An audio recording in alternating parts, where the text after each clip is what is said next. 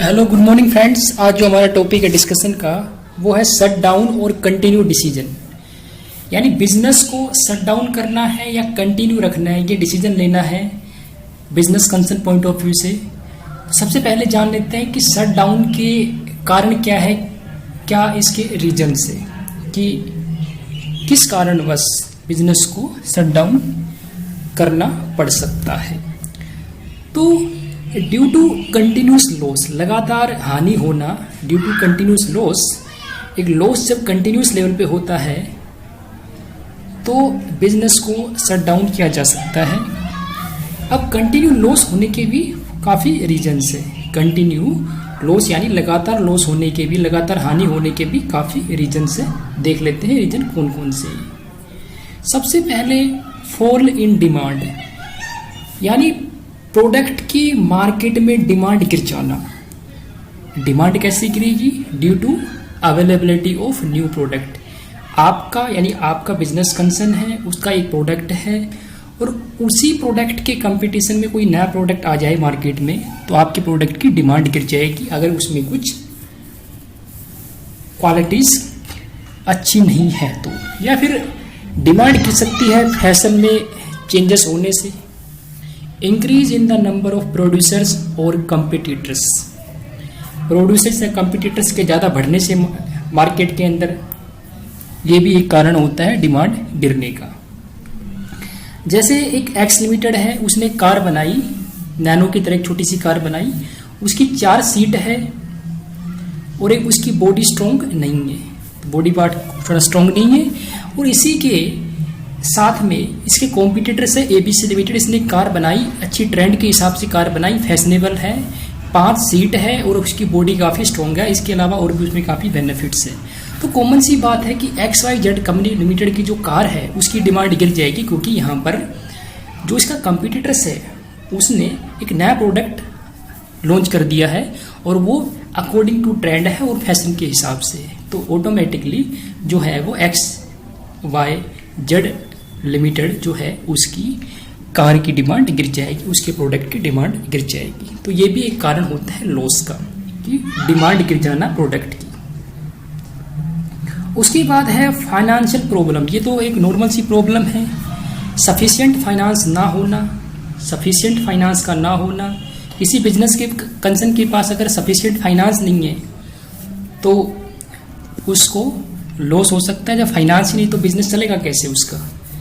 ना ही उसको credit available है बैंक से या फिनेंशियल इंस्टीट्यूशन से, क्योंकि गवर्नमेंट के काफ़ी रेस्ट्रिक्शंस होते हैं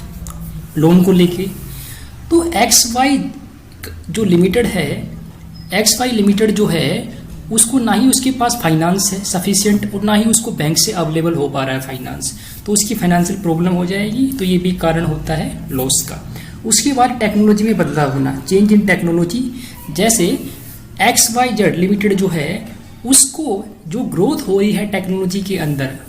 तो टेक्नोलॉजी की ग्रोथ के पेस के साथ, उसकी गति के साथ उसको चलना पड़ेगा मार्केट में, अदरवाइज वो मार्केट में सरवाइव नहीं कर पाएगी। तो टेक्नोलॉजी में जो चेंज होता है वो भी कारण होता है लॉस का, क्योंकि अगर कोई कंसर्न जैसे XYZ लिमिटेड है यहाँ पर, वो अगर टेक्नोलॉजी में चेंज के हिसाब से जो पेस है, ग्रोथ है टेक्नोलॉजी में, उसके हिसाब से अगर मार्केट में वो सरवाइव नहीं कर पा रही है तो उसको लॉस हो जाएगा। उसके बाद और रीजन है लॉस होने के, वो है हाई रेट ऑफ टैक्सेस, ज़्यादा टैक्स होना, जैसे import duty, excise, octroi, sales tax etcetera. तो वेरियस टैक्सेस होना ये भी प्रोडक्ट के प्राइस को इंक्रीज कर देता है। लेकिन फिलहाल GST आने से काफ़ी हद तक इस प्रॉब्लम को रिमूव किया गया है, क्योंकि GST जो है वो वैल्यू एडिशन पे लगता है और टैक्स ऑन टैक्स नहीं होता। तो काफ़ी हद तक, ये नहीं पूरा नहीं, काफ़ी हद तक प्रॉब्लम ये दूर हो गई है। लेकिन कुछ प्रोडक्ट अब भी ऐसे हैं जिस पर टैक्स काफ़ी लगते हैं, और जैसे पेट्रोल की बात कर लो आप, तो टैक्स की वजह से उसका प्राइस काफ़ी ज़्यादा होता है। उसके बाद मैनेजमेंट। देखो, मैनेजमेंट एक बिजनेस कंसर्न के अंदर बहुत बड़ा रोल प्ले करते हैं। अगर आपका मैनेजमेंट, किसी बिजनेस कंसर्न का अगर मैनेजमेंट इनएफिशिएंट है, यानी वो एबल टू टेक डिसीजंस, मतलब डिसीजन लेने में वो एबल नहीं है, not able to take decisions properly and proper time, सही समय पे सही डिसीजन लेने में वो इनएफिशिएंट है, तो ये भी एक बैड साइन होता है बिजनेस के लिए, एक बुरा साइन है बिजनेस के लिए। तो देखो बिजनेस में जब लॉस सफर होता है, लॉस इंकर होता है कंटिन्यूस लेवल पे, तो whatever the reason of loss में भी, अब लॉस के कुछ भी कारण हो सकते हैं, डिमांड गिरनी, मिसमैनेजमेंट, है ना, हाई रेट ऑफ टैक्सेस, तो कुछ भी कारण हो, अगर बिजनेस में लॉस हो रहा है तो मैनेजमेंट को डिसाइड करना होता है, management has to decide whether the business should be shut down और कंटिन्यू, बिजनेस को कंटिन्यू करना चाहिए या फिर उसको शट डाउन यानी क्लोज कर देना चाहिए। वाइल टेकिंग दिस डिसीजन, जब ये डिसीजन लिया जाना चाहिए उस टाइम में प्रोविजन ऑफ इनकम टैक्स के जो प्रोविजन ऑफ इनकम टैक्स को भी ध्यान में रखना चाहिए। जब भी एक बिजनेस कंसर्न के जो मैनेजमेंट है वो ये डिसीजन लेता है कि बिजनेस को कंटिन्यू करना है या शट डाउन करना है या बंद करना है, डिसकंटिन्यू करना है किसी पार्ट को, तब ये डिसीजन लेती है बिजनेस कंसर्न, तो उसको इनकम टैक्स के प्रोविजन को भी ध्यान में रखना चाहिए, क्योंकि काफ़ी बेनिफिट्स होते हैं इनकम टैक्स के प्रोविजन के हिसाब से, तो इनकम टैक्स के प्रोविजन को भी ध्यान में रखना चाहिए। तो सबसे पहले देखो जो लॉसेस होते हैं, लॉसेस और जो अनएब्जॉर्ब्ड डेप्रिसिएशन है उसका ट्रीटमेंट।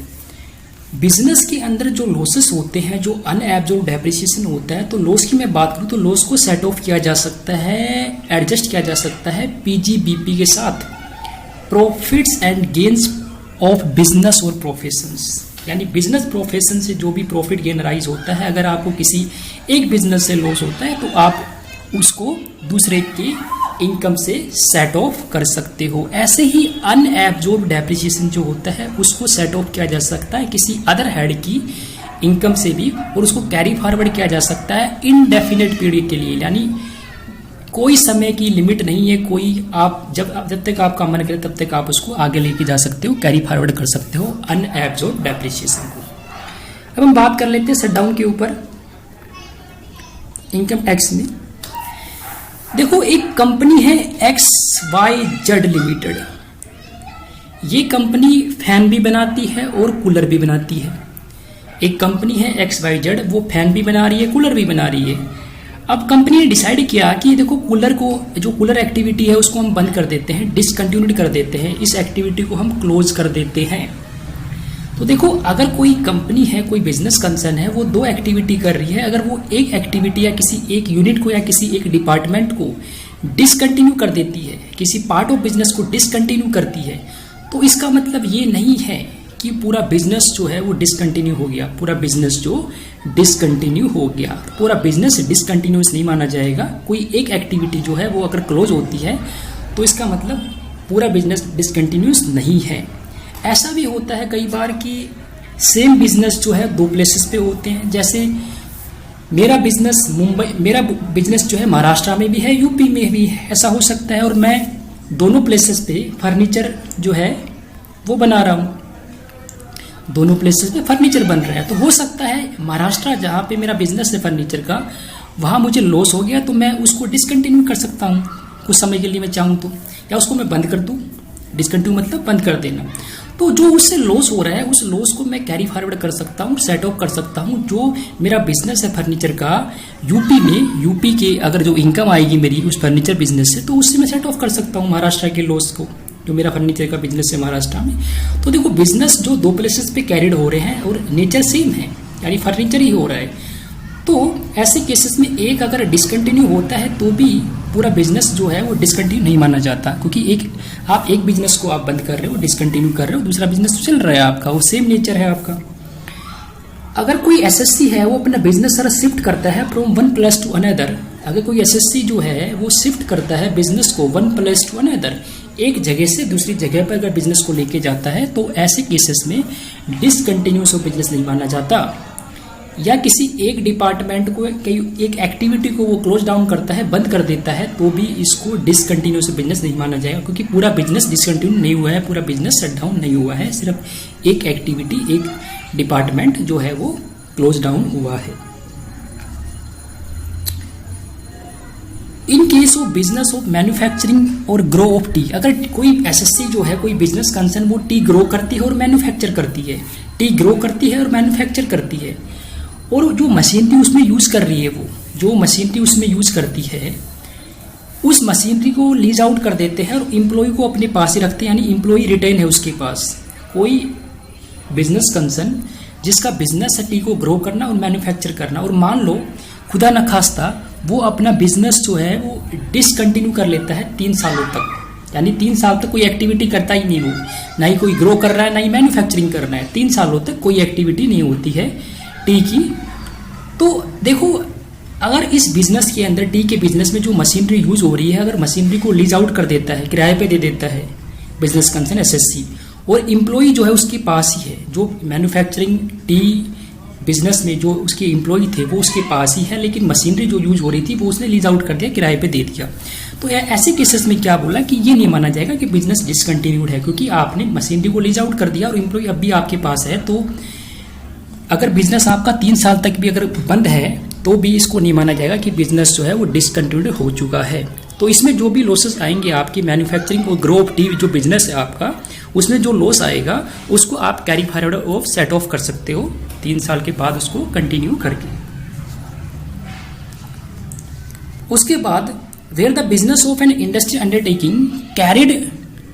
ऑन इन इंडिया, अगर कोई अंडरटेकिंग है वो बिजनेस कर रही है इंडिया के अंदर, वो डिसकंटिन्यूड हो जाती है किसी प्रीवियस ईयर के दौरान due to destruction of any building, उसके पास कोई बिल्डिंग है, कोई प्लांट मशीनरी है, उसकी खुद की है, उसका एक तरह से डिस्ट्रक्शन हो जाता है, तो ऐसे बिजनेस को अगर रीस्टेब्लिश कर लिया जाए, ऐसे बिजनेस को अगर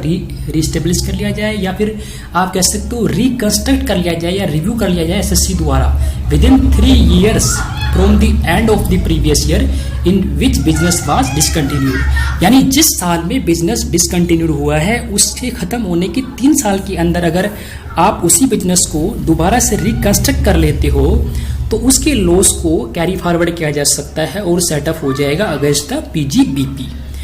loss can be set off by the same person who suffered the loss, क्या बोला कि जो पर्सन के हाथ में लॉस हो रहा है, जिसने बिजनेस किया हुआ है, लॉस हो रहा है, तो वही लॉस को सेट ऑफ कर सकता है, लेकिन इसके भी एक्सेप्शन है, इसकी अपवाद है कि सेम पर्सन अगर ना रहे तो फिर लॉस कौन सेट ऑफ करेगा। तो क्या बोला कि where succession takes place by inheritance, यानी अगर पिता की मृत्यु हो जाए तो बिजनेस बच्चे के पास चला जाए, कंटिन्यू अगर बच्चा करना चाहे तो loss can be set off by son if he succeeds to the business of his father on the account of death, यानी फादर की डेथ के ऊपर अगर बिजनेस जो है सक्सीड करना चाहे सन, तो सन को उस लॉस का सेट ऑफ मिल सकता है, यानी जो बिजनेस फर्दर किया जा रहा है सन द्वारा उसको उसका लॉस जो लॉस हुआ है फादर के हाथों में उसको सेट ऑफ किया जा सकता है। उसके बाद अगर कोई एसएससी है वो अपना बिजनेस ट्रांसफर कर देता है अपने स्पाउस को, अगर कोई एसएससी है अपने बिजनेस को ट्रांसफर कर देता है अपने स्पाउस को या माइनर चाइल्ड को, तो जो भी वो बिजनेस को ट्रांसफर करते वक्त जो भी इस बिजनेस से इनकम आएगी वो इनकम भी क्लब हो जाएगी स्पाउस के हाथों में अंडर सेक्शन 64(1) के अंदर, और जो भी इस बिजनेस का अगर कोई लॉस होता है तो इस लॉस को वो सेट ऑफ कर सकता है कौन, स्पाउस कैरी फॉरवर्ड कर सकता है और सेट ऑफ कर सकता है। In case of demerger of N undertaking, अगर डीमर्जर होता है एक अंडरटेकिंग का मतलब एक अंडरटेकिंग जो है वो 2 यूनिट में डील करती है, मान लो अगर वो पेपर भी बनाती है प्रिंटर भी बनाती है, तो वो चाहती है कि प्रिंटर और पेपर हम बना रहे हैं तो हम पेपर की एक अलग कंपनी बना दें, जिसको हम बोलते हैं डीमर्जर, अपनी यूनिट को तोड़कर एक नई कंपनी के रूप में बना दिया। तो अगर डीमर्जर का केस है, ऐसी अंडरटेकिंग का कोई लॉस है एक्यूमुलेटेड या कोई अनएब्जॉर्ब्ड डेप्रिसिएशन है और वो डायरेक्टली रिलेटेड है उस अंडरटेकिंग से, तो जो भी डीमर्ज कंपनी रिजल्टिंग कंपनी को अपना बिजनेस ट्रांसफर करेगी, यानी नई कंपनी जो बन रही है पेपर लिमिटेड, वो उस लॉस को सेट ऑफ कर सकती है और कैरी फॉरवर्ड कर सकती है, यानी रिजल्टिंग कंपनी के हाथ में वो सेट ऑफ हो जाएगा और वो उसको कैरी फॉरवर्ड कर सकती है अगर डायरेक्टली रिलेटेड है तो डीमर्ज कंपनी से वो लॉस। जैसे XYZ कंपनी लिमिटेड है, वो प्रिंटर भी बनाती है और पेपर भी बनाती है डीमर्ज कंपनी, और ये चाहते हैं कि पेपर एक अलग कंपनी बनाते हैं जिसको हम बोलते हैं रिजल्टिंग कंपनी, अलग नई कंपनी बन रही है रिजल्टिंग कंपनी होती है। तो ऐसे केसेस में ये ट्रांसफर हो जाएगा बिजनेस किसके पास, पेपर लिमिटेड के पास। तो जो भी लॉस हो रहा है XYZ का प्रिंटर से, इस लॉस को सेट ऑफ किया जा सकता है रिजल्टिंग कंपनी द्वारा, यानी पेपर कंपनी लिमिटेड द्वारा XYZ कंपनी के लॉस को सेट ऑफ किया जा सकता है, कैरी फॉरवर्ड की कंपनी कर सकती है पेपर लिमिटेड। अगर डायरेक्टली रिलेटेड नहीं है, अगर जो लॉस है वो डायरेक्टली इस कंपनी से रिलेटेड नहीं है, तो हो सकता है इसका प्रपोर्शन हो जाए। हो सकता है क्या प्रपोर्शन होता है, डीमर्ज और रिजल्टिंग कंपनी के बीच में प्रपोर्शन हो जाएगा और अपने प्रपोर्शन के हिसाब से लॉस को सेट ऑफ किया जा सकता है। उसके बाद बोला कि अगर कोई फर्म है या कोई प्रोप्राइटरी कंसर्न है, कोई पार्टनरशिप फर्म या कोई प्रोप्राइटरी कंसर्न है, अगर वो कन्वर्ट कर लेती है अपने आप को कंपनी के अंदर और वो कंडीशन सेटिस्फाई कर लेती है, अगर वो कंडीशन सेटिस्फाई कर लेती है सेक्शन 47, 13 और 14 की, यानी तो अगर वो कंडीशन सेटिस्फाई कर लेती है 47, 13 और 14 की, तो जो भी उसका एक्यूमुलेट लॉस और अनएब्जॉर्ब्ड डेप्रिसिएशन होगा उसको सेट ऑफ कर लिया जाएगा और कैरी फॉरवर्ड कर लिया जाएगा। जो सक्सेसफुल कंपनी हो गया, यानी जो कंपनी बन रही है, यानी पार्टनरशिप या कोई प्रोप्राइटरी कंसर्न अगर अपने आप को कंपनी में कन्वर्ट कर लेती है, तो जो भी फर्म या प्रोप्राइटरी कंसर्न का जो एक्यूमुलेट लॉस या जो अनएब्जॉर्ब्ड डेप्रिसिएशन होगा वो कंपनी के हाथ में सेट ऑफ हो जाएगा और कैरी फॉरवर्ड कर सकती है कंपनी, लेकिन कंडीशन सेटिस्फाई करनी पड़ेगी 47, 13, 14 की। उसमें क्या बोला कि जितनी भी एसेट्स और लायबिलिटीज होती है फर्म की, पार्टनरशिप फर्म की, वो कंपनी की बन जानी चाहिए इमीडिएटली। उसके बाद क्या बोला 47, 13 के अंदर कि पहले तो जितनी भी एसेट लायबिलिटीज होगी पार्टनरशिप फर्म की वो कंपनी की बन जानी चाहिए immediately at a time of succession. उसके बाद क्या बोला कि जो शेयर होल्डर्स है, जो पार्टनरशिप फर्म के जो जितने भी शेयर होल्डर्स है, सारे शेयर होल्डर्स बन जाने चाहिए कंपनी के। वो पार्टनर्स को कोई डायरेक्टली या इनडायरेक्टली बेनिफिट नहीं मिलना चाहिए। और जो एग्रीगेट शेयर होल्डिंग है पार्टनरशिप फर्म में पार्टनर्स की, कम से कम 51% होल्डिंग जो है कंपनी में होनी चाहिए पार्टनरशिप फर्म की, तभी जो लॉस और जो अनएब्जॉर्ब्ड डेप्रिसिएशन होगा वो कंपनी के हाथ में सेटअप या कैरी फॉरवर्ड हो जाएगा। ऐसे ही 14 के अंदर section 14 close 14 section 47 sub section 14 के अंदर बताया गया कि ऐसे ही अगर कोई प्रोप्राइटरी कंसर्न जो अपने आप को कन्वर्ट कर लेती है कंपनी में, तो उस प्रोप्राइटरी कंसर्न को भी उसकी जो एसेट्स लायबिलिटीज होगी उसको तुरंत कंपनी में ट्रांसफर हो जाएगा at the time of succession. और उसकी जो शेयर होल्डिंग है कम से कम 51% प्रोप्राइटरी कंसर्न के अंदर, वो शेयर होल्डिंग होनी चाहिए कंपनी के अंदर, वो शेयर होल्डिंग होनी चाहिए कंपनी के अंदर। तो ये कंडीशन सेटिस्फाई होती है तो जो फर्म और प्रोप्राइटरी कंसर्न अपने आप को कंपनी के रूप में कन्वर्ट कर रही है, उस कंपनी को अनएब्जॉर्ब्ड डेप्रिसिएशन और कैरी फॉरवर्ड लॉस हो जाएगा, लॉस सेट ऑफ किया जा सकता है और कैरी फॉरवर्ड कर लिया जाएगा कंपनी द्वारा, अगर कंडीशन सेटिस्फाई होती है 47, 13, 14 की। अच्छा,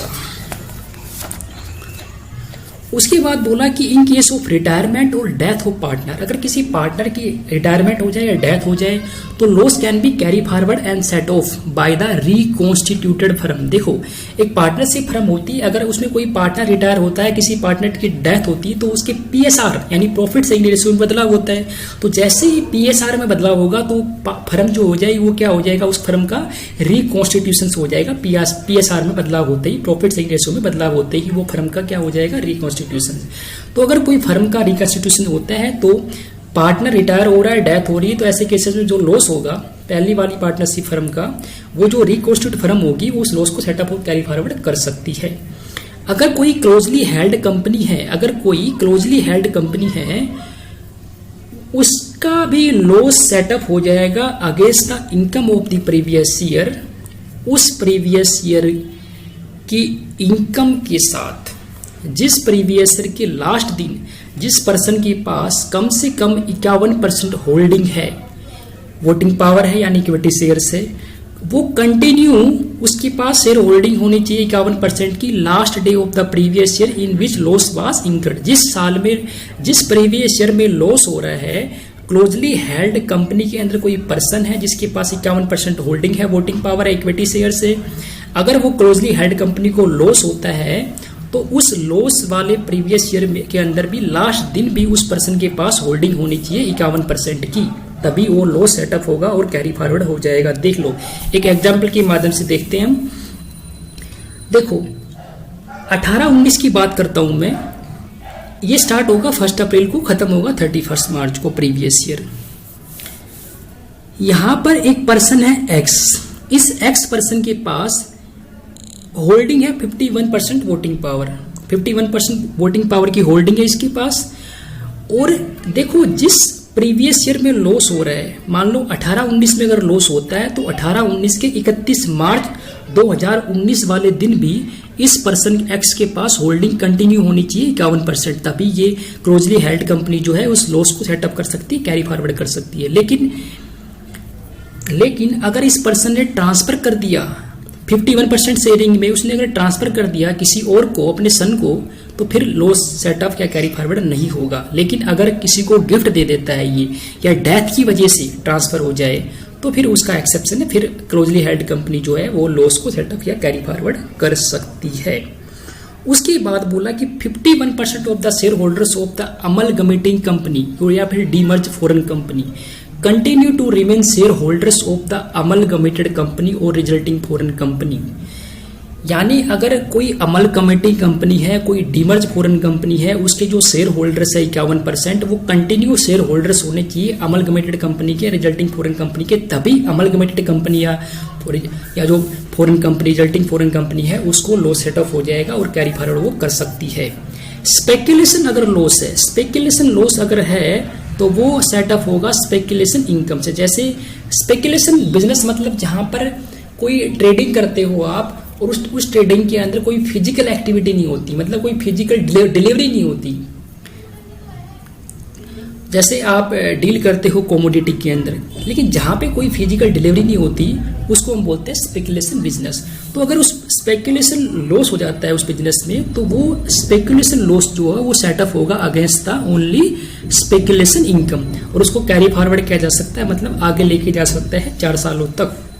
अगर कोई इलीगल स्पेकुलेशन लॉस होता है, जैसे आपने हॉर्स रेस पे बैट लगा दी, अगर कोई इलीगल स्पेकुलेशन लॉस होता है तो वो सेटअप नहीं हो सकता, वो सेटअप नहीं हो सकता और वो कैरी फॉरवर्ड भी नहीं हो सकता लीगल स्पेकुलेशन बिजनेस के साथ, वो कैरी फॉरवर्ड भी नहीं हो सकता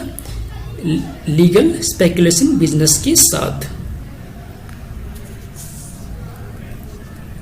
उसके बाद नोट है, तो SSC should avoid illegal speculation business. तो एसएससी को जो इलीगल स्पेकुलेशन बिजनेस होते हैं उसको अवॉइड करना चाहिए। Loss making business should not be discontinued. अगर मैं टैक्स प्लानिंग की बात करूं, यानी टैक्स लायबिलिटी मुझे अगर कम करनी है मुझे, तो जो लॉस मेकिंग बिजनेस है उसको मुझे डिसकंटिन्यू नहीं करना चाहिए, क्योंकि उसके बहुत फायदे होते हैं। जैसे रिट्रेचमेंट कंपनसेशन, कोई बिजनेस कंसर्न है अपनी एम्प्लॉय को रिट्रेचमेंट करती है, छटनी करती है, तो जो भी वो कंपनसेट देती है उस एम्प्लॉय को, जो एम्प्लॉय को बाहर कर रही है,